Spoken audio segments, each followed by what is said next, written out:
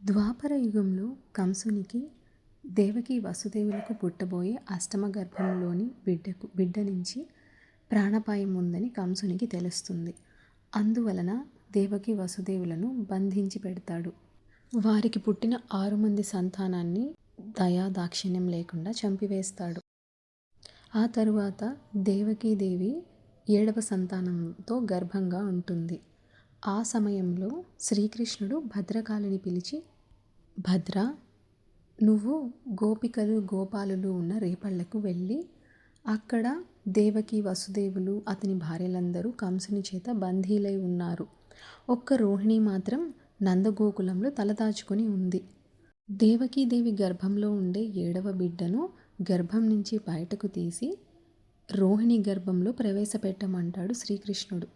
ఆ కడుపులో ఉన్న బిడ్డ ఆదిశేషువు అంశం, దేవకి కడుపులో ఉన్న బిడ్డ.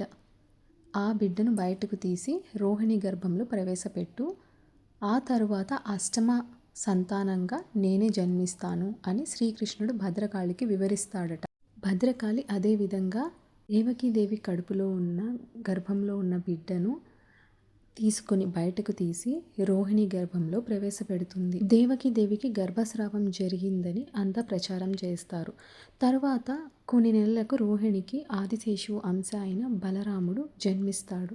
అయితే ఇక్కడ మనం గమనించాల్సిన విషయం ఏమిటంటే, గర్భంలో నుంచి బిడ్డను బయటకు తీయడం అన్నది ఆ కాలంలో సాధ్యమేనా అని చాలామందికి అనుమానం ఉండొచ్చు.